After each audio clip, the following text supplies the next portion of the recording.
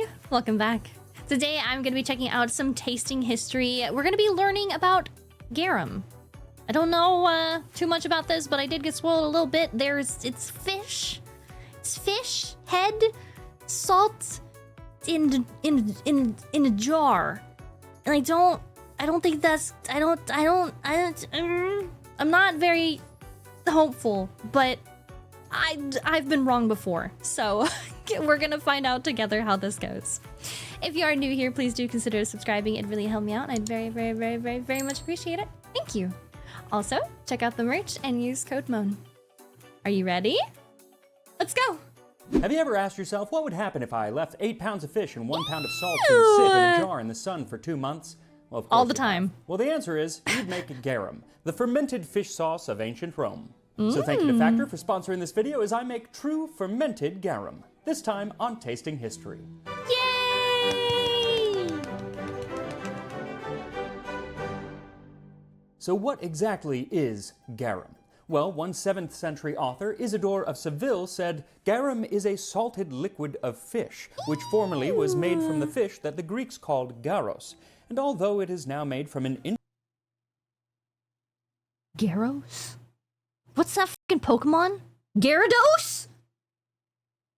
Is this why there's no Pokemon? Did we turn all the Gyarados into Gyarados and then make it into fish? Did we cause Pokemon to go extinct? Sorry. Sorry, let me just... Formerly was made from the fish that the Greeks called garos, and although it is now made from an infinite variety of fish, it retains the original name that it had at its beginning. But I feel Isadora had never actually seen the product being made, because yes, it is a salted liquid of fish, but it's how you get to that product that is so interesting. Now, the Roman poet Marcus Manilius, he did write about the process of taking fish and salt and putting them in a terracotta vat and letting them ferment. And then being a poet, he describes the end result in some flourishing language. Their inward parts melt and issue forth as a stream of decomposition. If you're describing food and you use the words inward, melt and issue forth, okay, that those words combined specifically, stream of decomposition. Here a precious exudate flows out, which vomits up the flour.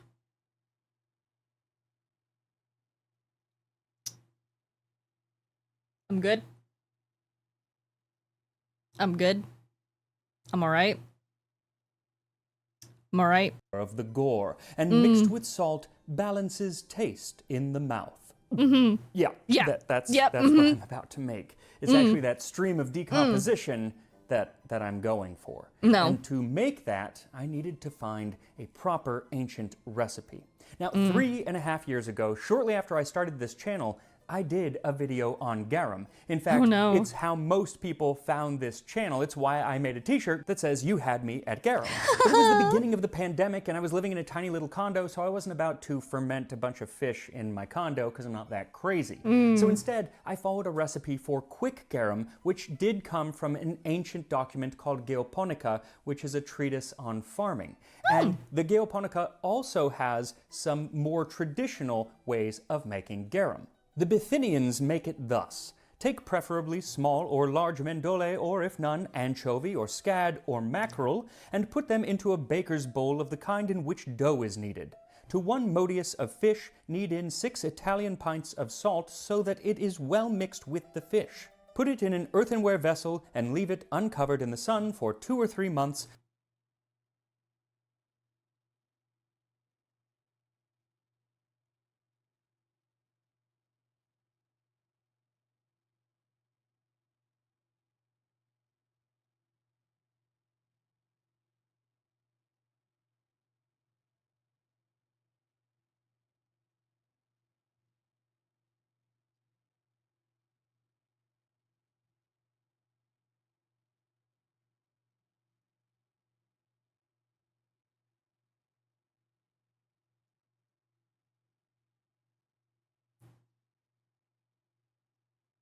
Did these people survive this? No, not next cooking stream. No, no.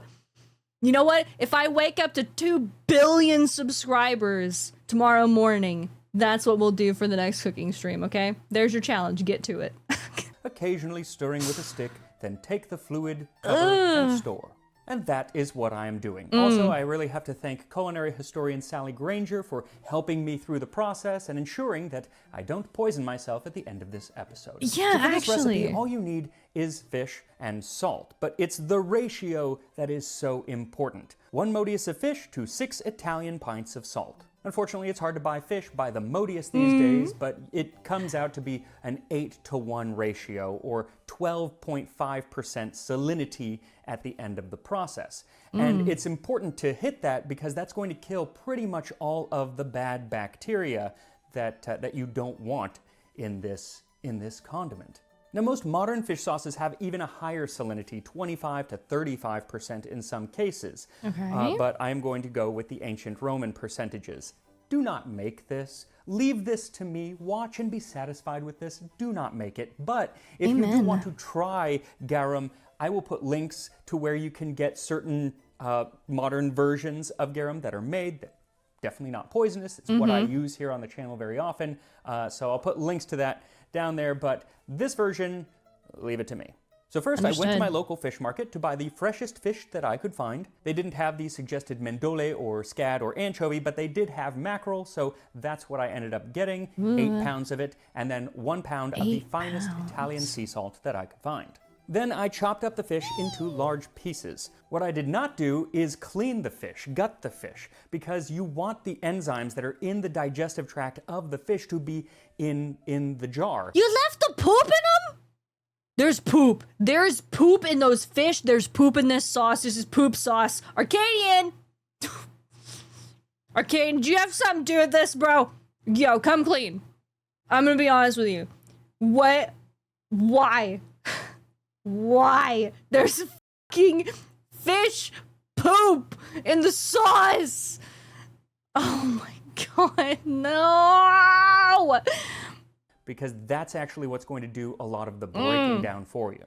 So I chopped up the fish and started to add them to the jar along with the salt. And I wanted to make sure that the salt was rubbed into each piece of fish before dropping it in. Now I'm using a glass jar because I want to see the process as it goes, but more historical would be a terracotta jar of some sort. Once the fish and salt were added, I gave it a good plunging or two to make sure that everything was mixed together. What I did not add was any kind of liquid, so it's actually kind of hard to get it mixed together without liquid.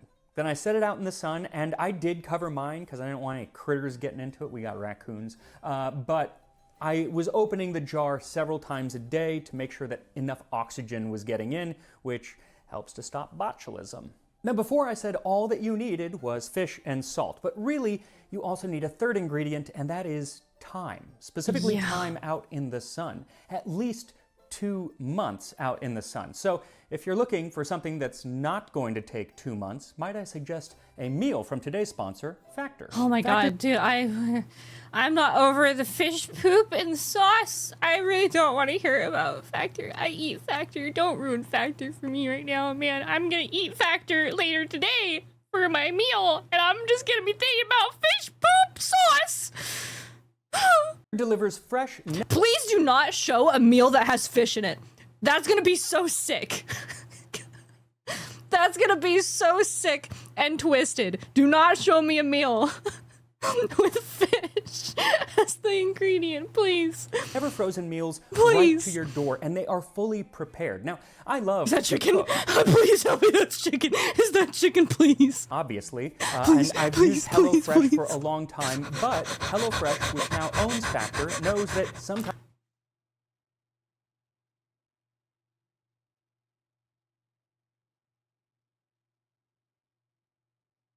Has that been there? Was that there when I made my Gyarados joke? Is he also making the Gyarados joke? Yes, it was there. I missed it. I'm glad I saw it now, but okay. That's cute. Same humor. Sometimes you don't have time to cook at all. There's another one!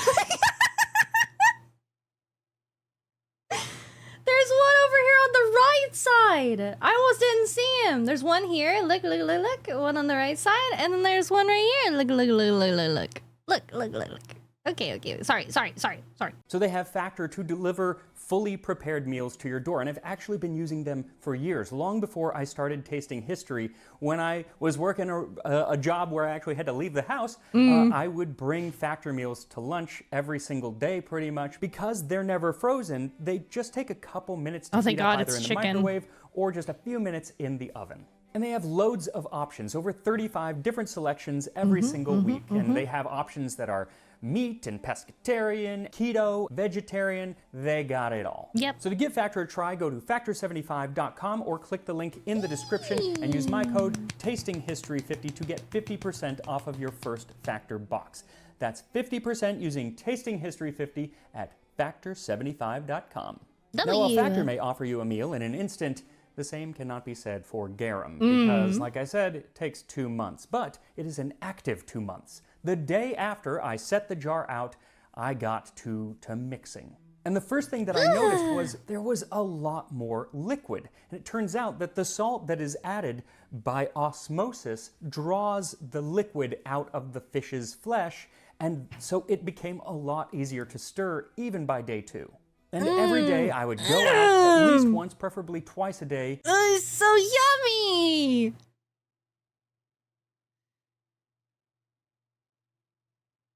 It looks amazing.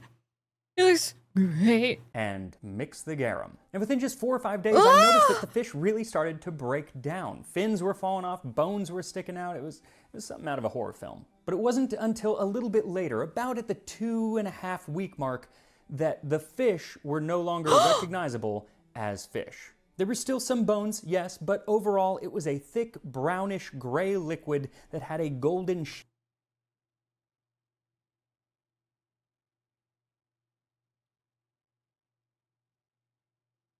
Okay. I'm fine.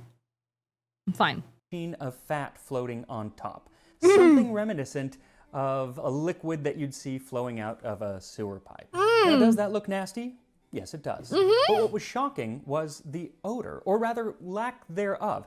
It did smell. It had a very strong smell, but it smelled like a fish market. If you go to a fish market and you just kind of get that fish smell, that's what it smelled like pretty much all the way through the process. I expected it to be putrid and kind of rotten smelling, but it wasn't. One of my favorite things to do all summer was to invite friends over to look at the garum and to smell it. We're not friends. No, do not invite me over to look at your fucking fish poop sauce jar. No. No, please, no. And, you know, it was always kind of shocking that it didn't smell nearly as bad as it looked. But there were actually laws in ancient Rome that dictated that these garum factories had to be a certain distance from population centers because the smell was so bad. So I was a little worried that I was missing something, but we'll come back to that. Oh, no. So my summer was spent mixing garum every morning and every afternoon. I felt like the Dunkin' Donuts guy. Time to mix the garum. And every day it got a little more liquidy and a little less fish sludgy. And every day I expected the stench to hit, but it didn't until it came time to strain it. After a little over 2 months, I dipped a ladle in to pull out the brown sludge, and the moment that it came above the jar, tears welled up in my eyes. Flames on the side of my face. And I knew right away why there were laws about this being made away from towns. Because it was potent. Now, it didn't smell like rotten fish. It was like stinging, like that stinging burn in the nostrils when you smell something fermented. So I think that I knew that I had done something right. So I soldiered on. I had put in 2 months of work and I wasn't about to give up, so I kept going. What I didn't understand was how possibly that brown-gray sludge was going to turn into the beautiful, clear, amber-colored liquid that liquamen, which is the end product that we're making, is supposed to be like. Now for the straining, the Geoponica says, a deep, close-woven basket is inserted into the center of the jar containing these fish, and the liquid flows into the basket, and so liquamen is obtained, filtered through the basket. And I suppose if you have a really close-woven basket, you could do it in one step. I'm not exactly sure how, with all the sludge and everything, but maybe, but I ended up having to do it a few times, and I tried a few different mediums. I started with just a regular mesh strainer and then graduated to several layers of cheesecloth, and it strained out most of the big pieces, and it became kind of this fish paste, which is known as alec, which they actually used culinarily as well. But the liquid that was left behind was still really cloudy, and it just didn't look like something I wanted to put in my body. Yeah. So I graduated to a coffee filter, and then finally, and probably most useful, finely woven muslin. And I passed it through that a few times, and it came through painfully slow, just drops. But what came out was indeed the clear amber-colored liquid that I was hoping to get. And while I strain enough to actually get a taste, let me tell you a little bit more about the history of garum. Oh my god. This has been a fucking roller coaster. So as I mentioned, I have already done a video talking about the history of garum way back when I started the channel before I had a beard. Truly, tasting history is the house that garum built. But since then, I have found so much more new information. So while some of this may overlap with that original video, most everything is actually new information. So why garum? Why were the ancient Romans and the ancient Greeks just obsessed with this fish sauce? The answer is salt. Salt was used very often as a preservative, but very rarely was it mentioned as an ingredient in food. But being human, they still loved that salty taste. As Pliny the Elder says, in innumerable seasonings, it is the taste of salt that predominates, and it is looked for when we eat garum. So it was just a different, more complex way of salting your food. Even today, many Asian countries still produce fish sauce for just that reason. And not only fish, but also soy sauce. It's the same idea. A way to add a saltiness, umami-ish, is that a word? Umami-ish flavor to your food. It's just so much more complex than just adding salt. In fact, when it comes to soy sauce, it's likely that it was used as a vegetarian alternative to a Japanese fish sauce called gyosho. It could be made with all sorts of fish, but the most prized versions were actually made from squid. And it turns out that garum too could be made with seafood other than fish. Garum could also be flavored with different herbs like oregano. There's actually a recipe attributed to Gargilius Martialis which calls for layers of salt and fish and herbs, though even he lived in the 3rd century, but it's likely that the recipe was altered much, much later because it mentions spices as well, like cinnamon and clove. And that recipe also says to let it rest for 7 days in the sun, then mix the sauce daily for 20 days. After that time, it becomes a liquid. And I gotta say, I don't really think that's long enough, but who knows? I haven't tried it. Now, what I am trying today is a homemade garum, which is good, but it's not the best. The ancients write about what is the best garum, and it was called garum sociorum, or garum of allies, garum of friends. And it was made from all mackerel that came from southern Spain and northern Africa. Nowadays, the most prized garum is made from mackerel in the fisheries of Carthage. It is called sociorum. 1,000 sesterces are paid for 2 congi of this exquisite liquor. Hardly any other liquid other than perfumes command such a price. Marcus Apicius thought it especially desirable for mullets to be drowned in a bath of garum sociorum. And it was this garum sociorum that the poet Martial suggested as a wonderful gift to be given during the mid-December festival of Saturnalia, which celebrated the agricultural god Saturn and included gift-giving. And he says that when you send this gift, you should include an epigram. Accept this exquisite garum made from the first blood spilt of mackerel still breathing its last. An expensive gift. Though I don't think it's very classy to tell people that it's an expensive gift when you give it. But it was an expensive gift because Pliny said that it was 1,000 sesterces for 2 congi. That's about 1 year's pay for the average Roman legionary at the time. That's a lot of money, and not everyone could afford that. Luckily, Martial has an epigram to be sent if you're sending less quality garum. Inferior garum. I confess it, the offspring of the tunny fish of Antipolis. Had I been that of a mackerel, I should not have been sent to you. So that makes it seem that you sent this inferior garum not because you couldn't afford the garum sociorum, but rather if you had got the good garum, you would have kept it for yourself. Shade! Shade! You're gonna send an insult with your gift? Damn! Shade! Yet even while garum was prized, some calling it the most noble of liquors, its pungency made it for an easy punching bag for the ancient Roman authors. Martial has an epigram about the eating habits of his friend Boeticus. Neither mullet, Boeticus, nor turtle dove delights you, nor is hare ever acceptable to you, or wild boar, nor do sweet meats please you, or slices of cake. Instead, you devour capers and onions swimming in disgusting garum, and the soft part of a gammon of bacon whose freshness is questionable. I suspect that there must be some other more secret vice in your stomach, for why, Boeticus, do you eat such disgusting things? Though my favorite of his garum-deriding epigrams is to his friend Flaccus. You are a man of iron, Flaccus, if you are able to make love to a woman after she has had 6 helpings of garum. Garum was so potent that sometimes even animals shied away. Columella, in his treatise on agriculture, wrote, "Great care must be taken by the man in charge who feeds the bees when he must handle the hives, that the day before he has abstained from sexual relations and garum and all the liquids which accompany it."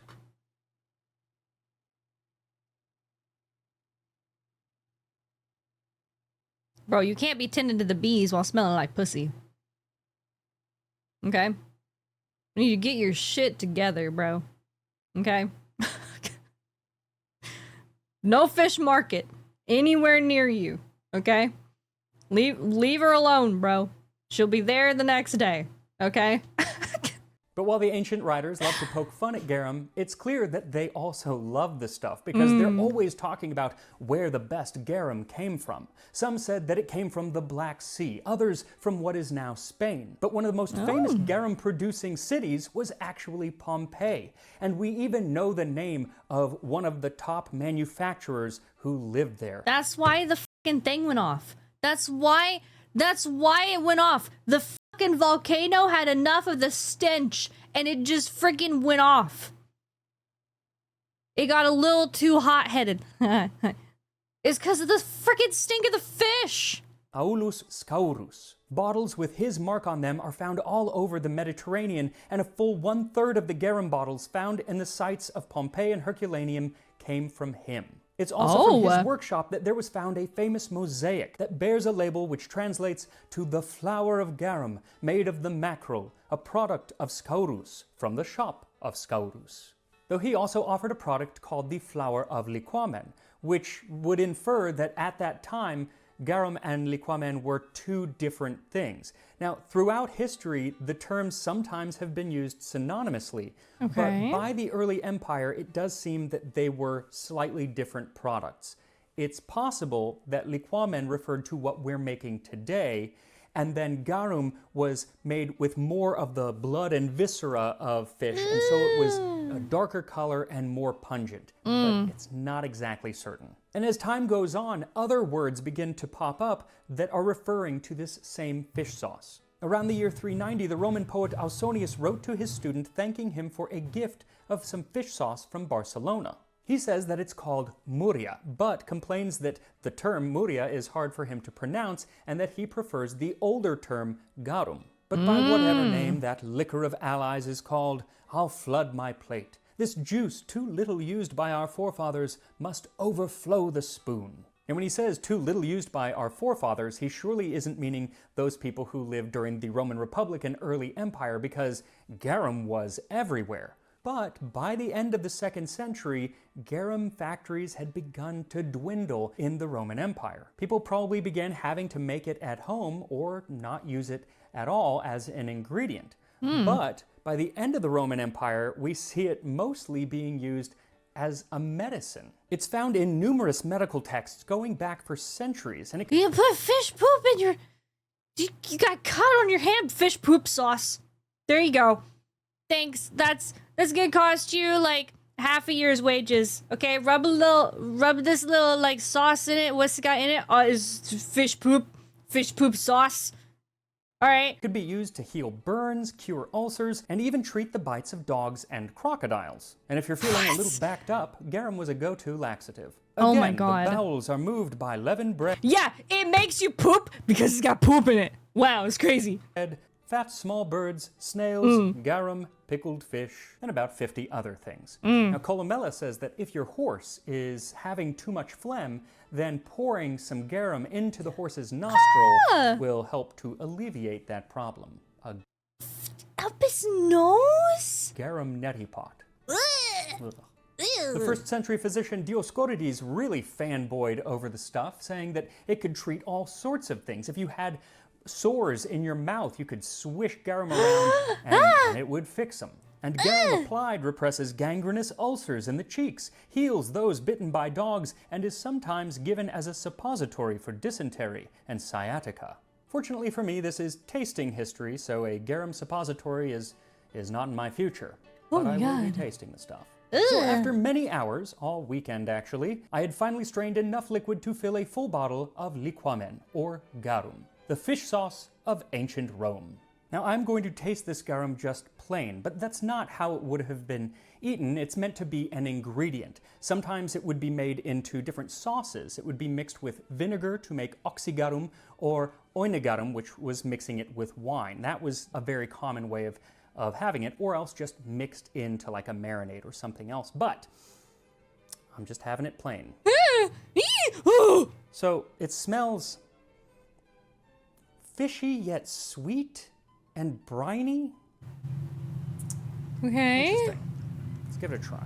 Just a spoonful of garum makes the breakfast come up. Hopefully not on camera.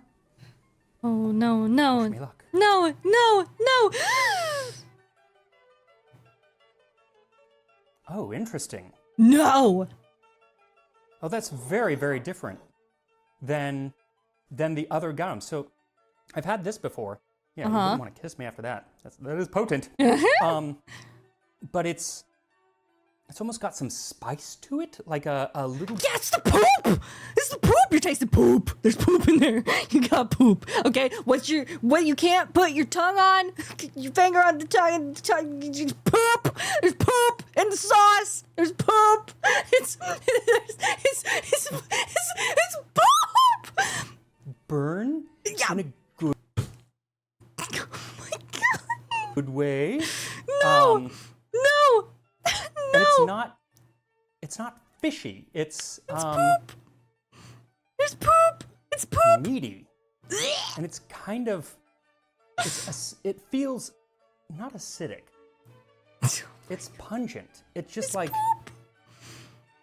And it kind of draws all of the liquid out of your mouth, kind of mouth drying. There's a word for that. I can't remember what it is. Astringent. That's what it's doing. Now, what's really interesting, I didn't know that. I read the word on the screen. is it is not nearly as salty as the other types of garum that I've had, or any East Asian fish sauce or soy sauce, which are really, really salty. This has a mild saltiness, so you're actually getting more flavor than the saltiness, which is interesting. Now, had this garum gone off, I'm not exactly sure how you know if it's gone off, but Apicius says that if your garum has gone off, he has a recipe to fix it, to make it good garum again. To correct garum, if the garum develops a bad odor, invert an empty container, smoke it with burning bay and cypress wood, then pour in it the garum that has previously been exposed to the air. If it is too salty, add a sextarius of honey and stir, and it will be adjusted. But fresh must also provides the same result. Now, if you are cooking from Apicius, who was the major ancient Roman cooking author that we still have works from, you need garum or liquamen because it's in almost every single recipe that he has. It's in all the sauces that he mentions, and when people talk about garum being the ketchup of ancient Rome, it's actually those sauces that they're referring to. People weren't usually just eating the garum, but it's also in savory dishes and sweet dishes. There's even a dessert, patina of pears, that's a sweet dish that uses fish sauce. and I included it in my cookbook, so I'll probably need to do an episode where I actually make it on the show. So thank you again for watching, and make sure to like and subscribe. It really does help out the channel, and I will see you next time on Tasting History. There's poop in that sauce. There's fish poop in that sauce. There's poop sauce. That's a poop. There's poop. There's poop in that sauce. There's poop. There's poop in that sauce. There's poop. There's poop in it. There's poop. There's poop in that sauce. Okay. I might have been a little bit freaked out by this sauce. There's poop in that sauce. I'm sorry. He didn't clean the fish. It's all I can think about. All right? I just can't. I can't. Get me out of here. Please make sure that you go check out the original video. It's gonna be linked down below. If you like my video, make sure that you like and subscribe so I can see you in the next one. Thank you. Bye.